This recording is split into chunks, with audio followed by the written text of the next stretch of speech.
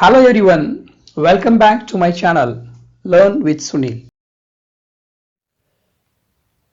मित्रांनो, आज आपण जगातील सर्वात लोकप्रिय असलेले पेय चहा याविषयी माहिती पाहणार आहोत. त्याचा इतिहास, त्याच्या पानांच्या आकारावरून पडलेले प्रकार, चहा लागवडीचे भूप्रदेश, त्याला लागणारे हवामान, जमिनीचा प्रकार, चहाचे औषधी गुणधर्म, वैज्ञानिक संज्ञा व सांस्कृतिक शब्द, तसेच चहाबद्दल प्राचीन काळातील दंतकथा आणि भारतात चहाचा प्रवास कसा व केव्हा सुरू झाला इत्यादी सर्व माहिती इयत्ता 9वीच्या इंग्रजी पाठ्यपुस्तकातील 1.4 द स्टोरी ऑफ टी या पाठातून पाहणार आहोत. The story of tea. Let us begin with the question. Can you name the most widely consumed beverage in the world after water? Consume means drink, pine. Beverage means any liquid for drinking. Peya. चला एका प्रश्नाने सुरुवात करूया. जगामध्ये पाण्याखालोखाल सर्वात जास्त पिले जाणारे पेय कोणते आहे? त्याचे नाव तुम्ही सांगू शकाल?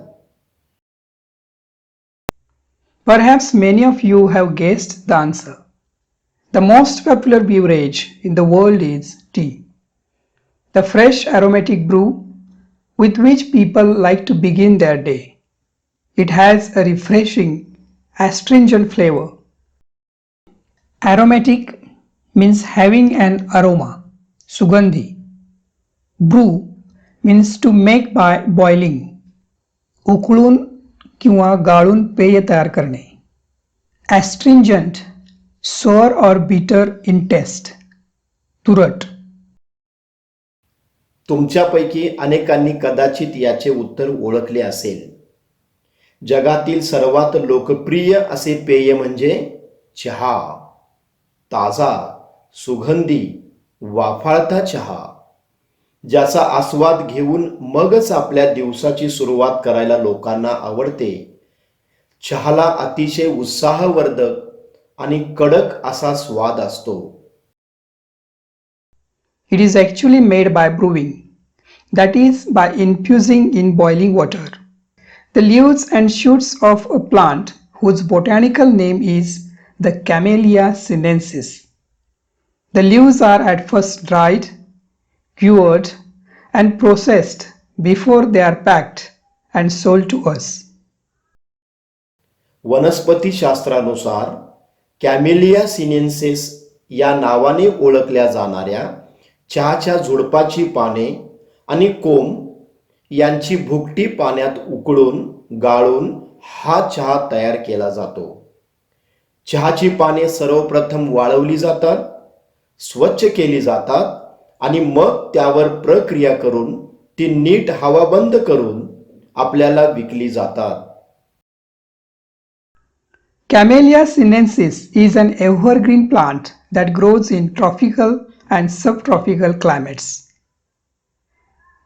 Tea plants require at least 100 to 125 centimeter of rainfall a year and prefer acidic soils.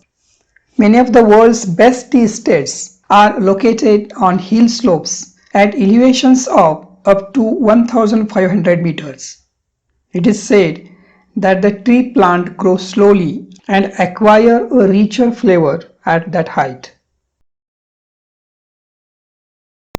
Tropical means the region on either side of the equator.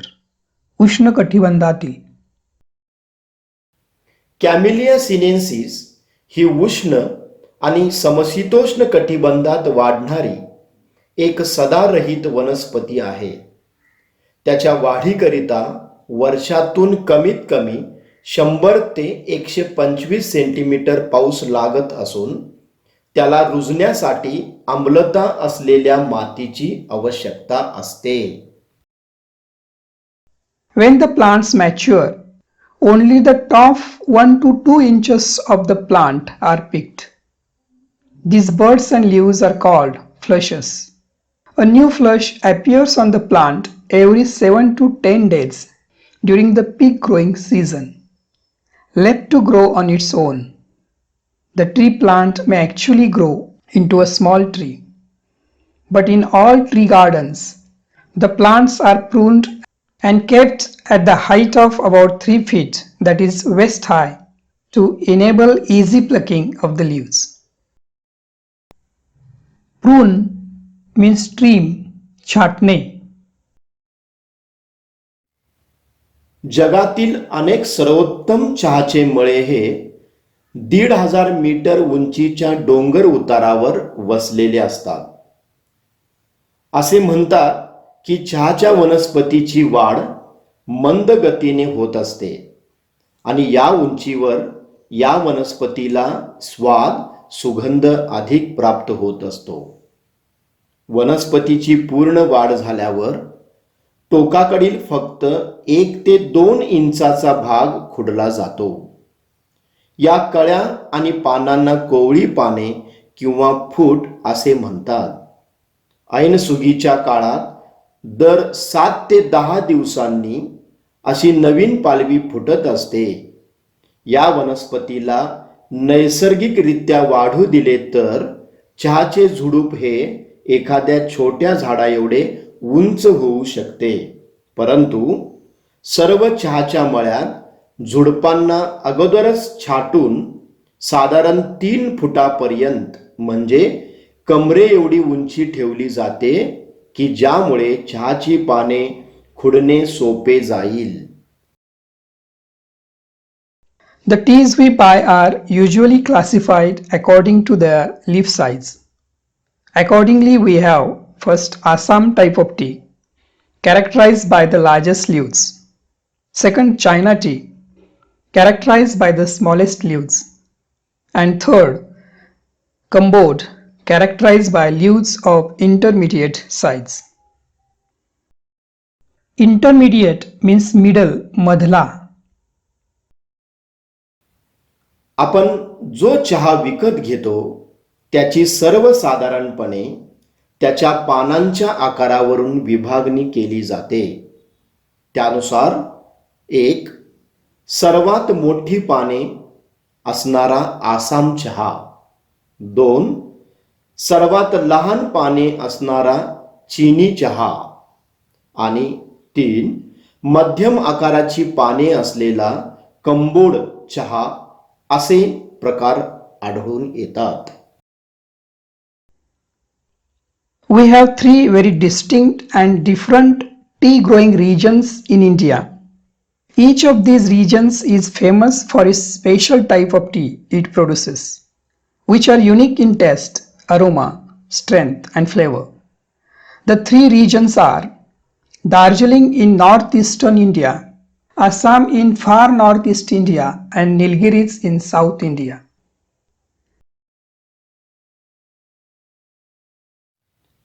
आपल्या भारतात चहाच्या उत्पादनाची मुख्य व विभिन्न 3 प्रदेश आहेत. यापैकी प्रत्येक प्रदेश हा त्या ठिकाणी तयार होणाऱ्या चहाच्या अस्सल चव, गंध, कडकपणा आणि स्वाद या विशिष्ट गुणधर्मासाठी प्रसिद्ध आहेत. हे 3 प्रदेश म्हणजे भारताच्या उत्तर पूर्व दिशेकडील दार्जिलिंग, ईशान्य भारतातील आसाम आणि दक्षिण भारतातील Nilgiri. Most people agree that tea is a refreshing drink. It contains no carbohydrates, fat, or proteins. What gives tea its special and distinctive flavor is theanine as well as caffeine, which give the drink its stimulating quality. Stimulating means interesting and exciting. उत्तेजक. चहा हे उत्साहवर्धक पेय आहे हे जवळपास सर्वजण मान्य करतात. त्यात कर्बोदके, चरबी किंवा प्रथिनेही नसतात. चहातील थियानाइन आणि कॅफीन या घटकामुळे चहाला एक विशिष्ट आणि खास असा स्वाद प्राप्त होतो की ज्यामुळे हे पेय उत्तेजक बनते. How and when did people first begin to drink tea? An amusing story has come down to us from Chinese legends. It is said that Emperor Shennong, the father of Chinese agriculture and medicine, was on his travels when a servant was boiling some water for the emperor to drink. Just then, a few leaves from the nearby tree blew into the boiling water. The water immediately changed color. Legend means an old story that may or may not be true. Dantakatha. लोक सर्वप्रथम कसे आणि कधी चहा पिऊ लागले असावेत? चीनी परंपरेनुसार एक रंजक दंतकथा चालत आलेली आहे. त्यानुसार कृषी आणि वैद्यक शास्त्राचा प्रणेता पिता चीनचा सम्राट सेनॉंग प्रवास करत होता. त्याचा एक नोकर राजासाठी पिण्याचे पाणी उकळत असताना जवळच्या एका झाडाची काही पाने उडून त्या पाण्यात पडली. त्याबरोबर त्या पाण्याचा रंग बदलून गेला. On drinking the water, the emperor was amazed by its rich flavor and the refreshing quality of the resulting infusion. Excited by the unknown plant and its amazing flavor, he carried out further investigations and discovered that the tea had many healing and restoration properties and could also be used as an antidote to certain poisons. Infusion means kadha. Restorative means able to bring back health. आरोग्य पुन्हा प्राप्त करून देणारे. Antidote, a medicine that counteracts poison. उतारा. ते पाणी प्यायल्यावर त्या तयार झालेल्या पेयाचा उंची स्वाद आणि ताजेपणा अनुभवल्यावर सम्राट चकित झाला.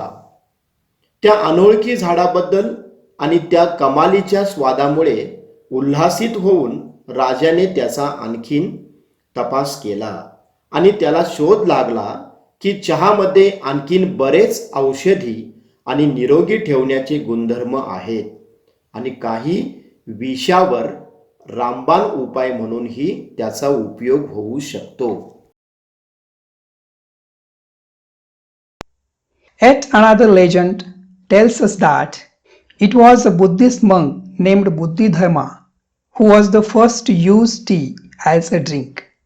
He was keen to find a herb or a medicinal plant which could help him stay awake and alert for long periods of time in prayer and meditation. After considerable search and trial, he found that chewing leaves from the tea shrub acted as stimulant, helping him stay awake. It was he who introduced tea among his disciples in China. Disciple, student, अनुयायी. आणखी एका दंतकथेनुसार बोधिधर्म नावाच्या एका बौद्ध भिक्षुकाने सर्वप्रथम या चहाचा पेय म्हणून वापर केला. त्याला प्रार्थना आणि ध्यानधारणा करण्यासाठी दीर्घकाळ जागे ठेवणारी आणि दक्ष राहण्यास मदत करील अशा एका औषधी वनस्पतीच्या शोधात होता. बऱ्याच संशोधनानंतर आणि चाचण्यानंतर त्याच्या लक्षात आले की चहाच्या झुडपाची पाने उत्तेजक असतात आणि ती चावून खाल्ली तर बराच वेळ ताजेतवाने वाटते आणि जागे राहता येते. त्याने चीनमधील आपल्या शिष्यांना चहाची पहिल्यांदा ओळख करून दिली. It is said that Japanese priests studying under Buddhist teachers in China carried tea seeds and leaves back home with them. Turkish traders also began to bargain for tea on the border of Mongolia. In fact, the story goes that the Chinese Emperor Huizong was so taken up with tea that he set up a research into the best tea whisking methods and also hosted tea making and tea tasting tournaments in the court. असे म्हणतात की चीनमधील बौद्ध गुरूंकडे जे जपानी धर्मगुरू शिकत होते त्यांनी आपल्या मायदेशी परत जाताना चहाच्या बिया आणि पाने आपल्या सोबत नेली. तुर्की व्यापाऱ्यांनी सुद्धा मंगोलियाच्या सीमेवर चहाचा सौदा करायला सुरुवात केली. किंबहुना एक कथा तर असे सांगते की चीनी सम्राट हुई संग तर चहाने एवढा प्रभावित झाला होता की त्याने सर्वोत्तम चहा निर्मितीची पद्धत शोधून काढण्यासाठी संशोधन सुरू केले आणि चहा तयार करणे आणि चहा स्वाद चहापान स्पर्धेचेही आपल्या दरबारात आयोजन केले होते. So tea-minded was he that he failed to notice that Mongolia had actually taken over his empire. Empire means kingdom, राज्य. त्याच्यावर चहाचा इतका पगडा बसला होता की मंगोलियाने आपले साम्राज्य बळकावले आहे हेही त्याच्या लक्षात आले नाही. Thus, the habit of drinking tea spread to Japan, Europe, and England, where it became a fashionable and popular drink among the people. अशा रीतीने चहा पिण्याची प्रथा जपान, युरोप आणि इंग्लंडमध्ये पसरली. पाहता पाहता चहापान इतके प्रचलित झाले की ते एक अद्यावत पेय म्हणून लोकप्रियही झाले. How did this magical beverage get its name? The Chinese character Tu was first used in early inscriptions to describe tea, but later a new character Cha was developed to refer speciality to tea. The word Cha is now sometimes used in English to refer to China tea, and as we all know, it is very close to the Hindi word chai, which is used all over India to refer to tea. Inscription, words carved on stone, Shilaalekh. Character, Akshar. या जादुई पेयाला त्याचे हे नाव कसे पडले असावे? प्राचीन कोरीव लेखात चहाचे वर्णन करण्यासाठी TU हे चीनी अक्षर प्रथम वापरले गेल्याचे दिसते, परंतु नंतर CHA सा हे नवीन अक्षर खास करून चहाचा उल्लेख करण्यासाठी निर्माण करण्यात आले.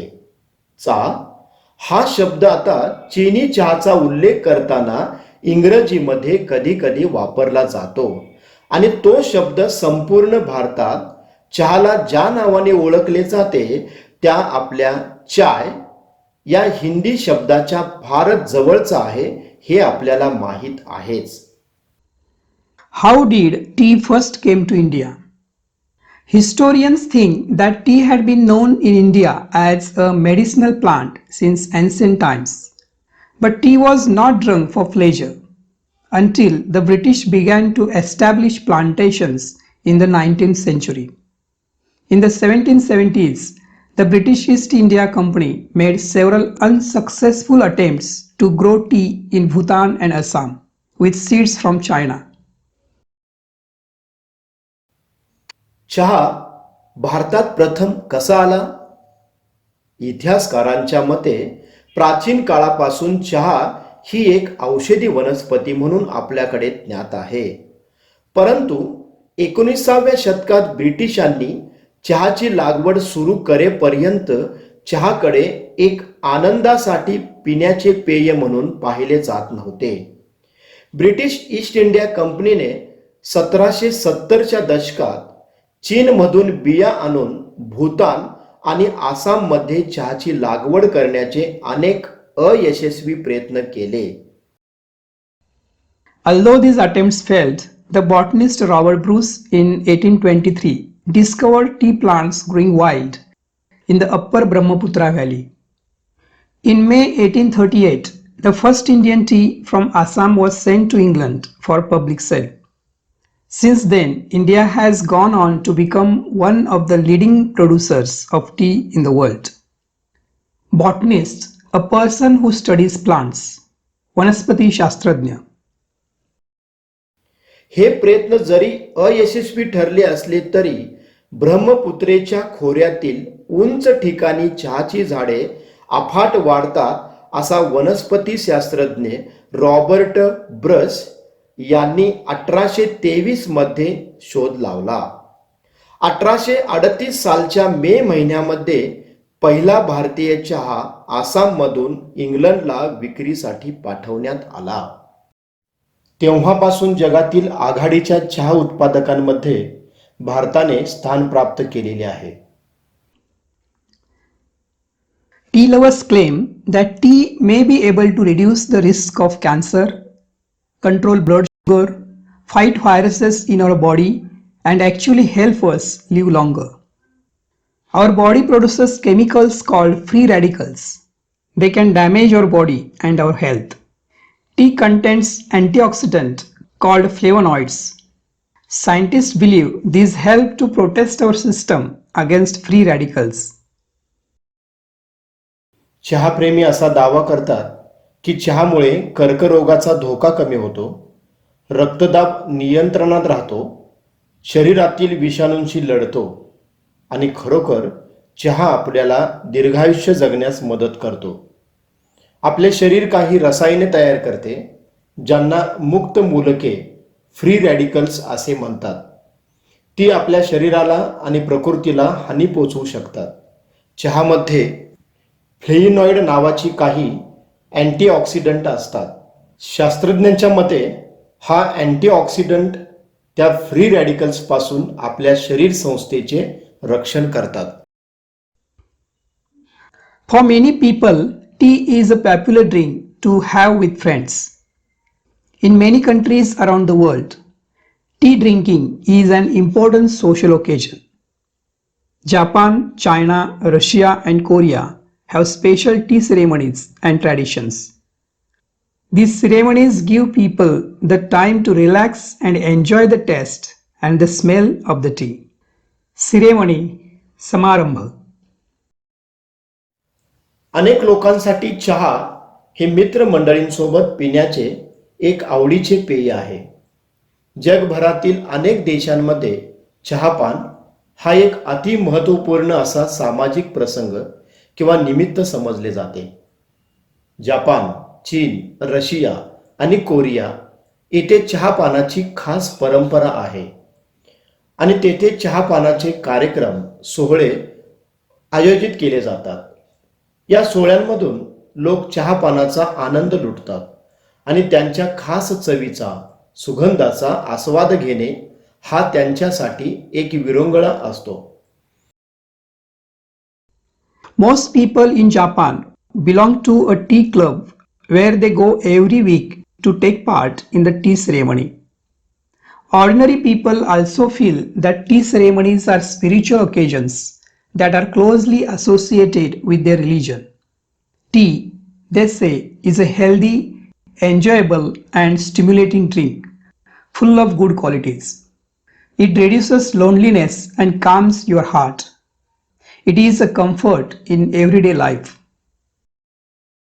जपानमधील अनेक लोक हे चहा क्लबचे सभासद असतात आणि दर आठवड्याला ते चहा समारंभात भाग घेण्यासाठी जातात. सर्वसामान्य लोक देखील धर्माशी नाते घट्ट जोडून ठेवणारा एक धार्मिक प्रसंग म्हणून चहा समारंभाकडे पाहतात. कोणीतरी म्हटल्याप्रमाणे चहा हे एक अनेक उत्तम गुणांनी परिपूर्ण असे आरोग्यपूर्ण, मनोरंजक आणि उद्योजक पेय आहे. ते तुमचा एकटेपणा घालवते आणि मनाला शांतता देते आणि दैनंदिन जीवन सुखावह करते. Many Koreans today still have tea ceremonies for important occasions, including special birthdays and anniversaries. In most areas of China, the tea is made in small clay pots. At tea ceremonies, cups are only half filled. The Chinese believe that the rest of the cup must be filled with friendship and affection. आजही अनेक Korean लोक वाढदिवस आणि विविध सोहळ्यांसारख्या काही महत्त्वाच्या प्रसंगाच्या वेळी चहा सोहळे आयोजित करतात. चीनमध्ये बऱ्याच ठिकाणी छोट्या छोट्या मातीच्या भांड्यात चहा बनवला जातो.